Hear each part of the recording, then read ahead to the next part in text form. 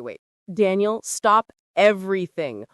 Are you telling me you drink coffee before you brush your teeth? Yeah, obviously. It's the first thing I do every morning. That is terrible. You're just drinking morning breath flavor. No, listen, Sarah. If I brush my teeth first, the toothpaste flavor ruins the coffee. It makes the coffee taste like spicy dirt. Spicy dirt? I can't believe this. That is such a bad habit. It's not a bad habit. It's a lifestyle choice. Hello, everyone, and welcome back to the English Conversation Podcast. I'm Sarah. And I'm Daniel, the person with the coffee breath, apparently. Exactly. Guys, today's episode is all about habits. But we are not just going to teach you boring grammar like, I usually go to the shop. Right, because in real life, native speakers use much cooler phrases than that. We're going to talk about routines, how to describe bad habits, And how to talk about breaking those bad habits or getting used to new situations. This is vocabulary you will actually hear in daily small talk. It's super common. So, Daniel, since we already started arguing about your morning coffee, let's kick this off with a question. Hit me. Apart from the coffee thing, what is one habit you have that might actually annoy other people? That's a good one. A habit that annoys people. Be honest. Okay. I have a habit of clicking my pen. You know, like when I'm thinking, click, click, click. I do it constantly during meetings. Oh, no. You are that guy. I am that guy. I can't help it. It helps me focus. What about you? You're perfect? Definitely not. I tend to leave cupboard doors open. Like in the kitchen, I get a glass, I turn around, and I just leave the door wide open. It drives my family crazy. See? We are all creatures of habit. Exactly. All right, let's get into the first set of phrases to help you describe how often you do things. Okay, so let's talk about grammar. When you first learn English, you learn those frequency words, right?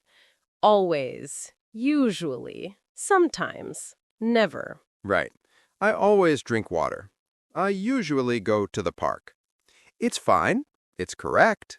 But honestly, it sounds a little bit robotic. It does. It sounds like a computer program. Native speakers prefer to be a little softer with their language. So the number one phrase you need to know is tend to. T-E-N-D, tend to. Exactly. So instead of saying, I usually wake up at 7 a.m., I would say, I tend to wake up around 7. It's a great phrase. It basically means, this is my general habit, but I'm not perfect. It's much more natural. Daniel, give us an example. What is something you tend to do? Well, when I come home from work, I tend to check my emails immediately. I know I shouldn't, but I do. See, that sounds so much better than I usually check my emails. It flows better. And you can use it for negatives too, right? Yes, you can say, I tend not to eat late at night. It sounds very polite and high level. Okay, so that's for things we do often. But what about things we rarely do? Rarely is another one of those stiff textbook words. True. If you want to sound casual, you have a few options. You can say, every now and then. I go to the gym every now and then, which means not very often. Right. Exactly. But if you want to use a really great idiom, one that native speakers actually use, you should say once in a blue moon. Oh, I love that one. once in a blue moon. It means very, very rarely. Right. For example, I am not a big fan of spicy food. So I eat spicy curry once in a blue moon, maybe 2 times a year. It's a really poetic way to say almost never. Now, let's go to the opposite side. What if you do something every single time? 100% consistency. You could say always, but if you want to emphasize that it's a strict routine, use the phrase without fail. That is a strong one. Without fail. It sounds serious. It is. It implies that nothing will stop you. For example, I call my mother every Sunday morning without fail. That's sweet. And accurate? Mostly accurate. If I don't call her, she calls me and yells at me. So yes, it happens without fail. Okay, let's put these into a real conversation so the listeners can hear how they sound together. Daniel, tell me about your typical weekend routine. My weekend. Okay. Well, on Saturday mornings, I tend to sleep in as late as possible. Like noon? Maybe 11 a.m. I'm lazy. Then I'll usually meet up with friends. We used to go to clubs, but now that we're older, we only go to a nightclub once in a blue moon. The old man lifestyle. Hey, I need my sleep. So yeah, clubs are once in a blue moon. But on Sunday nights, I prepare my clothes for work the next day, without fail. Really? Every Sunday? Every Sunday. If I don't do it, I panic on Monday morning. What about you? Well, I tend to act productive on Saturdays. I try to clean the house, but honestly, I only do a deep clean every now and then. Most weekends, I just relax. See, listeners? That was a natural conversation. We didn't use usually or sometimes once. It makes a huge difference to your fluency. Okay, so we've covered frequency, but what about habits you had in the past? Oh, the famous used to. This is where everyone makes grammar mistakes. Everyone. Let's clear that up right now. Okay, Sarah, we have arrived at the danger zone, the used to trap. The amount of tears students have cried over this grammar point. It is tricky because the words look almost exactly the same, but the meanings are completely different. Right. We have I used to do it versus I am used to doing it. So, let's break it down properly. Let's start with the past. Used to plus verb. This one is actually the easiest. We use this for something you did in the past, but you don't do anymore. It's finished. Exactly. Daniel, give me a real example. What is a habit you had as a child that you don't have now? Okay, don't judge me. But when I was a kid, I used to eat cereal with orange juice instead of milk. What? You used to put juice in your cereal? I did. I loved it, but I stopped when I was like 10. So I used to do it, but I don't do it now. That is disgusting. But the grammar is perfect. Notice, listeners, he said used to eat, not eating. Just the base verb. Right. I used to play tennis. I used to live in London. It means the chapter is closed. Okay, that's simple. But here is where it gets messy. What happens when we talk about adapting to something new? The process. The process. For this, we use get used to. And this basically means to become accustomed to make something feel normal. But here is the golden rule, the rule you must not break. After get used to, you need the ing form. This feels wrong for so many learners because they see the word to. They want to say, I got used to wake up early. I hear that mistake every day, but no. The to is a preposition here. So you have to say, I am getting used to waking up early. It feels weird in your mouth at first, but you have to trust us. Let's role play this a bit so they can hear the difference. Imagine you just got a new job, Daniel. You have to work the night shift, 10 p.m. to 6 a.m. Ooh, that sounds brutal. It is! So, week 1, how are you feeling? Terrible. I'm tired all the time. I can't sleep during the day. But after 2 months?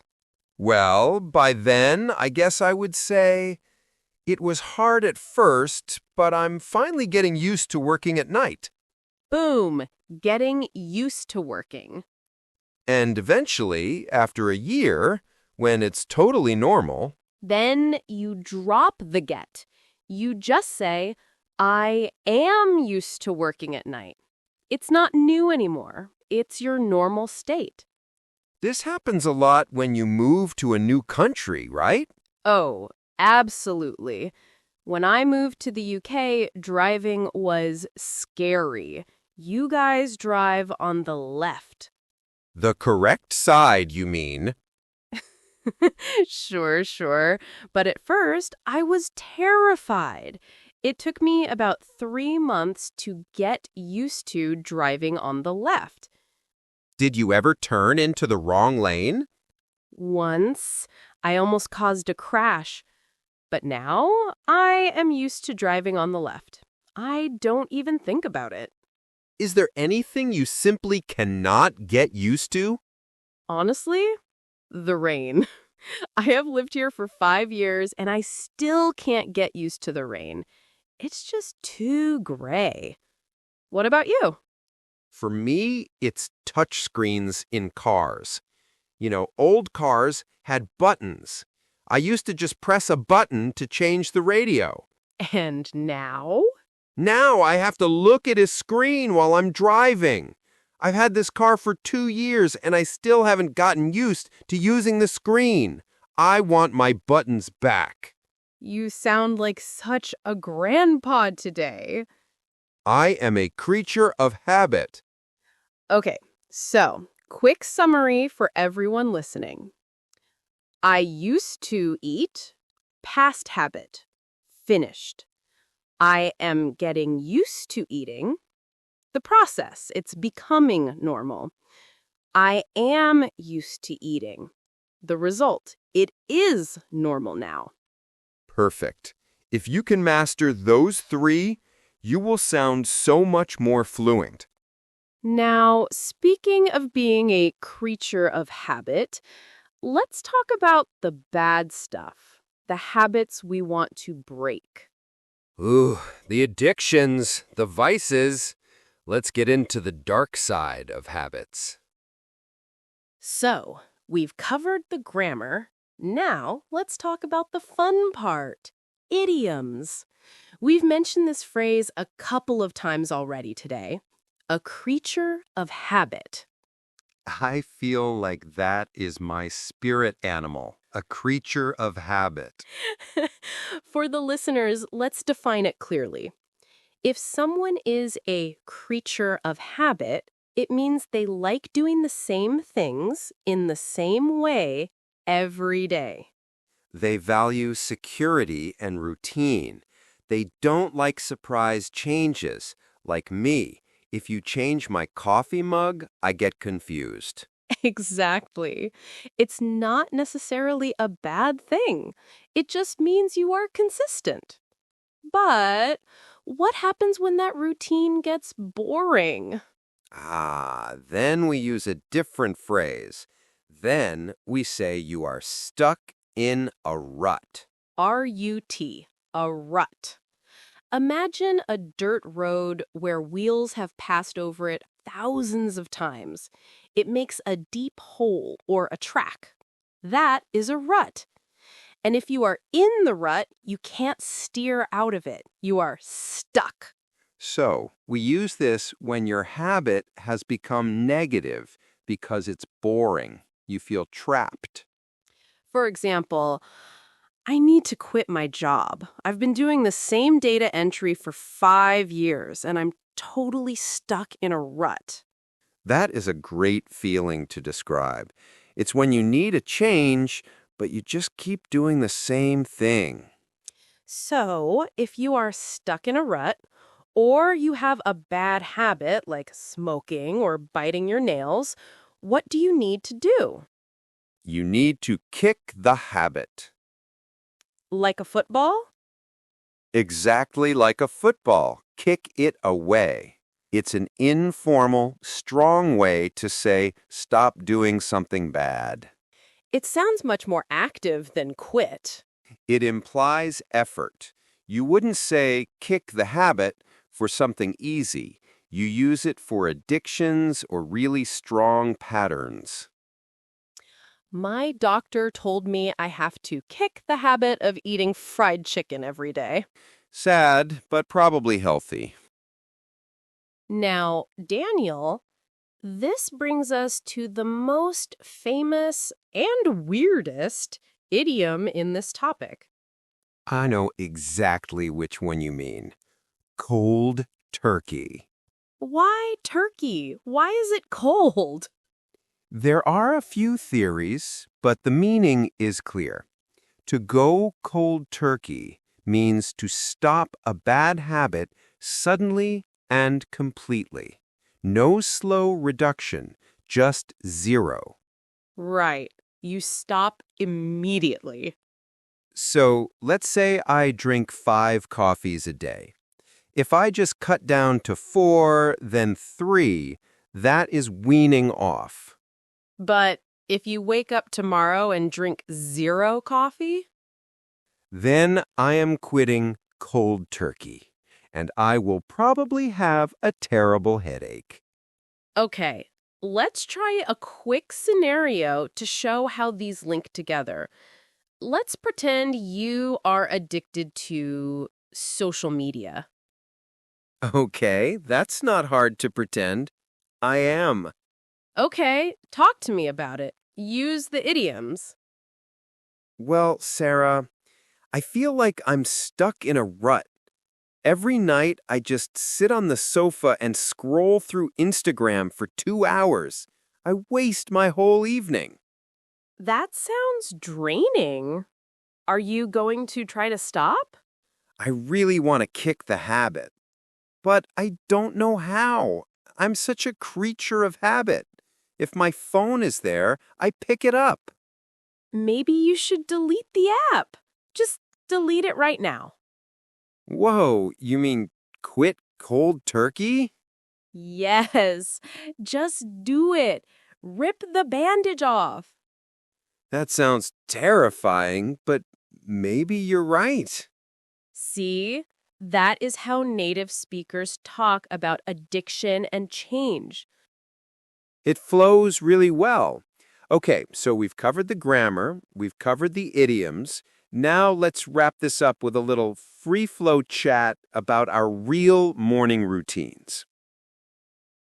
Okay, Daniel, we have taught the grammar, we have taught the idioms. Now, let's put the scripts away. Real talk time.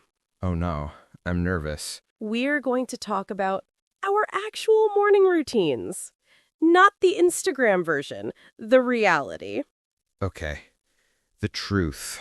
I want to know, what is your ideal self morning and what is your real life morning? Okay, my ideal self is an early bird. In my dreams, I wake up at 6 a.m. without fail. I drink water, I read a book, I meditate. That sounds beautiful. It is beautiful. But the reality? The reality is that I am addicted to the snooze button. How many times? I tend to hit snooze maybe 4 times. It's a really bad habit. I've been trying to kick the habit for years, but I just can't do it. It's so hard. You're warm, the bed is soft. Exactly. So by the time I actually get up, I'm rushing. I used to try to make a nice breakfast, but now I just grab that coffee and go. I'm definitely stuck in a rut with my mornings. They are chaotic. What about you? You seem organized. I bet you have a perfect routine. I wish. Okay, so my ideal self is a runner. Oh, really? Yes. Every January, I tell myself, Sarah, you are going to wake up and go for a jog. But I am such a creature of habit. My body just wants to sit on the sofa with tea. Running in the morning is brutal, though, especially in winter. It is. I'm currently trying to get used to running just twice a week. At first, my legs hurt so much I couldn't walk. Are you getting better? Slowly. I'm finally getting used to the cold air, but I can't go cold turkey on my lazy mornings. I still need a few days where I do nothing. See, that's healthy balance. My problem is the phone. The first thing I do when I open my eyes is check the news. That is the worst way to start the day. Doom scrolling. I know. I read all the bad news before I even brush my teeth. It puts me in a bad mood without fail. You need to buy an old-fashioned alarm clock. I actually did. I bought one last week, And and I haven't gotten used to using it yet. It's still in the box. I'm still using my phone. Old habits die hard, right? they really do. But hey, at least we are aware of them. That's step one. True. Step 1, admit you have a problem. Step 2, leave the alarm clock in the box. Okay, I think that brings us to the end of our chat. We are clearly not perfect, but hopefully we use some good vocabulary to describe our mess. Exactly. It's not about being perfect. It's about being able to describe your routine fluently. So let's wrap this up and give the listeners a challenge. All right, everyone, we have covered a lot of ground today. Before you go, let's do a lightning recap of the 3 most important takeaways. Number 1, stop sounding like a robot. Instead of saying, I usually do this, try using I tend to. It's softer, it's more natural. I tend to drink coffee. I tend to be late. Number 2, the golden grammar rule. If you are in the process of adapting to something, use get used to plus the ing form. I am getting used to waking up early. Do not forget that ing. And number 3, if you have a bad habit that you need to destroy, You need to kick the habit. Or, if you are brave, you quit cold turkey. okay, listeners, now it is your turn. We want to hear from you in the comments. Yes, we have a challenge for you today. We want you to answer one of these 2 questions. Question 1. What is one bad habit you are trying to kick right now? Or question 2. What is something difficult you are trying to get used to?